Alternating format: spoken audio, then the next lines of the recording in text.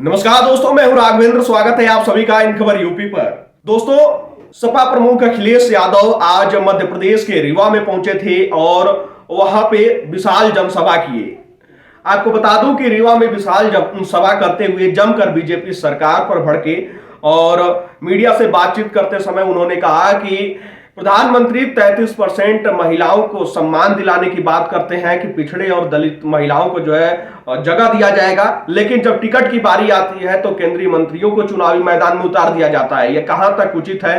और लाडली योजना से लेकर तमाम योजनाओं पे जम के भड़के उन्होंने कहा कि मध्य प्रदेश में समाजवादी विचारधारा की जरूरत है।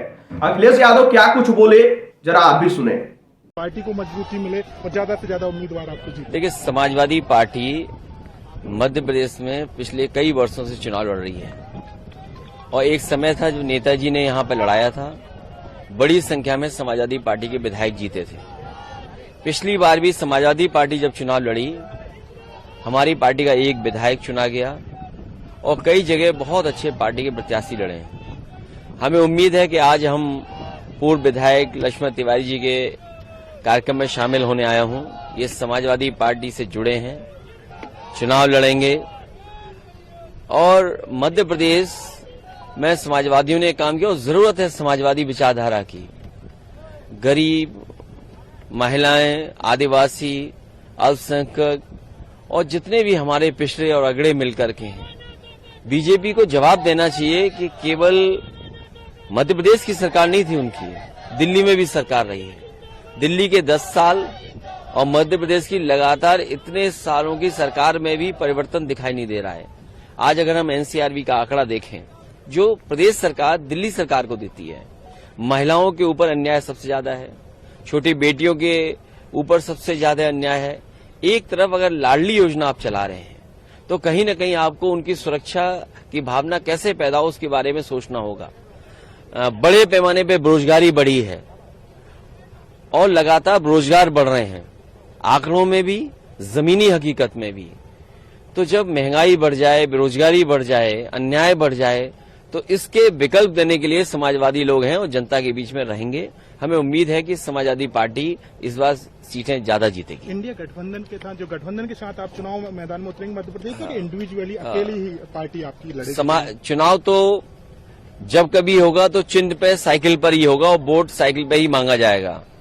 जो इंडिया गठबंधन है, हम इस कार्यक्रमों के साथ साथ अपना एसेस भी कर रहे हैं कि आखिरकार हमारी पार्टी कहां मजबूती से लड़ेगी और मजबूती से लड़ने के लिए अपनी पार्टी के कार्यकर्ता, नेताओं, संगठन से भी बात करने आया हूं और उनकी राय लेकर के आने वाले समय में इंडिया गठबंधन में किस तरीके से आगे बढ़ें उस पर भी विचार करेंगे। सर, क्या कारण है भारतीय जनता पार्टी ने केंद्रीय मंत्रियों को चुनाव मैदान में उतार दिया? नरेंद्र सिंह तोमर हूं, उपेंद्र पटेल हूं, इन लोगों को तक चुनाव मैदान में उतारा है सर? ये सवाल बड़ा नहीं है।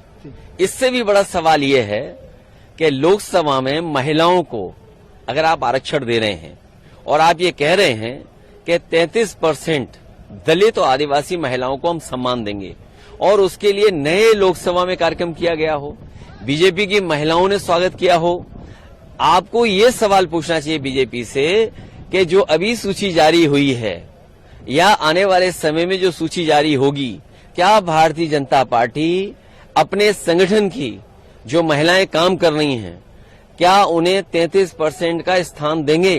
33% का स्थान अगर नहीं दे रहे हैं तो जो बिल लोकसभा में आप लेकर के आए हैं नई लोकसभा में, वो माताओं बहनों के साथ बहुत बड़ा धोखा है, क्योंकि ये बिल लागू नहीं होने वाला है। कम से कम बीजेपी अपने आचरण से, अपने जो टिकट वितरण हो रहा है उस प्रणाली से कम 33% महिलाओं को देकर के तो दिखाए।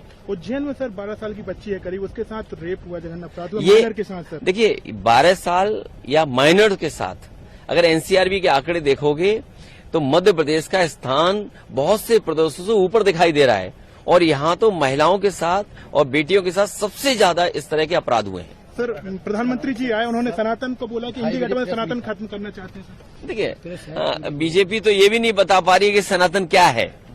बीजेपी पहले ये तो बताए सनातन धर्म। लक्ष्मण तिवारी जी यहाँ खड़े हैं, पटेल जी खड़े हैं, हम खड़े हैं, क्या हम सनातनी नहीं है? बीजेपी ये समझती है कि बीजेपी को जो वोट दे रहा है वो सनातनी है और जो बीजेपी को वोट नहीं दे रहा वो सनातनी नहीं है।